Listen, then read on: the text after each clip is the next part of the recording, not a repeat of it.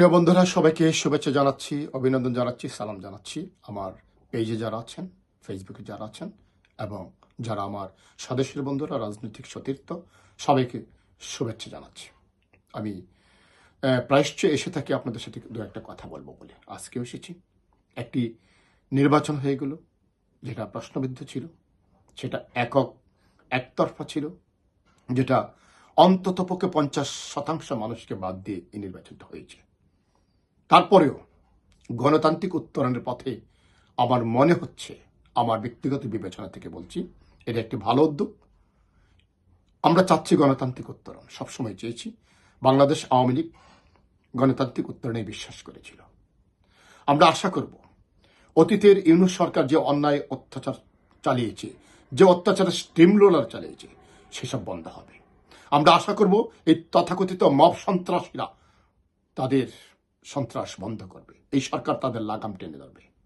আমরা আশা করব আগামী দিনের গণতান্ত্রিক সমাজ ব্যবস্থা নির্মাণের লক্ষ্যে যে বৃহৎ জনগোষ্ঠীকে জেলে পুরে রাখা হয়েছে, মামলা দিয়ে দূরে রাখা হয়েছে, সেসব মামলার জামিন হবে এবং আমাদের বঙ্গবন্ধুর সৈনিকরা যারা জেল হাজতে আছে তারা বেরিয়ে আসবে এবং স্বাভাবিক রাজনীতিতে অংশ নেবে, স্বাভাবিক সমাজ ব্যবস্থায় এবং দেশ নির্মাণে তারা অংশ নেবে, ব্যবসা বাণিজ্য করে তারা স্বাভাবিক জীবনে ফিরে আসবে।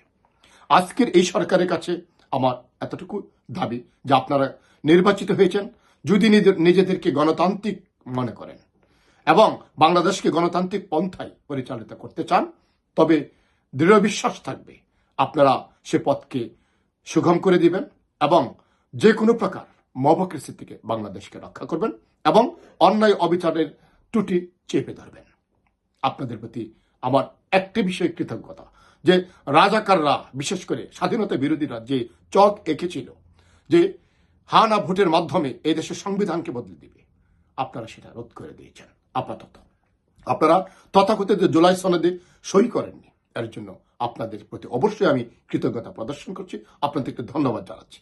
আমি বিশ্বাস করতে চাই 71-এর বাংলাদেশ সমুন্নত থাকবে, 72-এর সংবিধান সমুন্নত থাকবে, আমাদের জাতীয় 4 মূলনীতি সমুন্নত থাকবে এবং 71-এর চেতনায় বাংলাদেশ পরিচালিত হবে।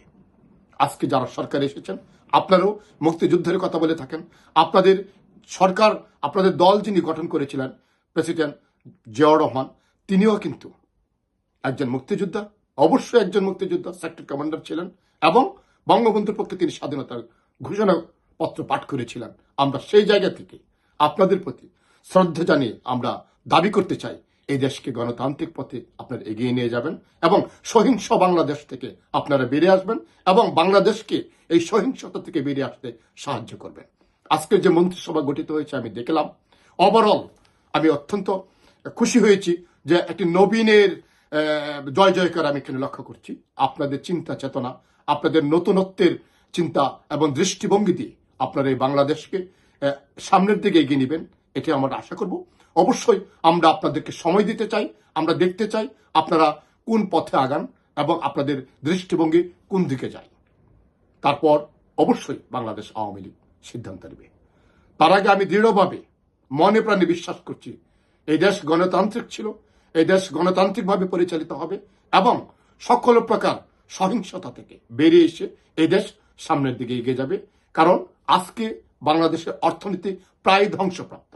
আজকে বাংলাদেশের সমাজ ব্যবস্থায় একটি পরস্পরের সাথে একটা চরম বিভেদের সৃষ্টি হয়ে আছে। আজকে আইন ব্যবস্থা বলতে বাংলাদেশে কিছু ছিল না। গত 17 মাসে সবকিছু ইউনূস সরকার ধ্বংস করে গেছে। আমরা আশা করব এই সবকিছুর দিকে নজর দিয়ে বাংলাদেশের 50 থেকে 60% মানুষ যারা ভোট দিতে পারেনি, তাদের কথায় মাথায় রেখে আপনারা সরকার পরিচালনা করবেন। মনে রাখবেন, প্রকৃতির বিচার কাউকে ক্ষমা করে না। আজকে প্রকৃতির রোশনালো পরে, চক্রান্ত পরে আওয়ামী লীগ যে প্রায়শ্চিত্ত করছে, সে প্রায়শ্চিত্ত ভবিষ্যতে কেউ করুক আমরা চাই না। এই জিনিসগুলো আপনারা মাথায় রাখবেন, মাথায় রেখে রাষ্ট্র পরিচালনা করবেন, এটি বিশ্বাস করছি।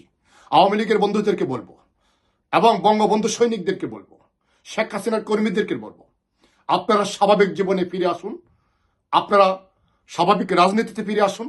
আমরা বিশ্বাস করছি এই সরকার আওয়ামী লীগের উপর বা 14 দলের উপর যে নিষেধাজ্ঞা দিয়েছিল গত সরকার, ইউনুস গংরা যে নিষেধাজ্ঞা দিয়েছিল যে আওয়ামী লীগ কার্যক্রম বন্ধ থাকবে, এই সরকার, আজকের বর্তমান সরকারের কাছে আমার অনুরোধ থাকবে অনতিবিলম্বে আপনারা এই অবৈধ আদেশকে বাতিল করে আমাদের সকলে সহাবস্থান নিশ্চিত করবেন, আমাদের স্বাভাবিক রাজনৈতিক পথকে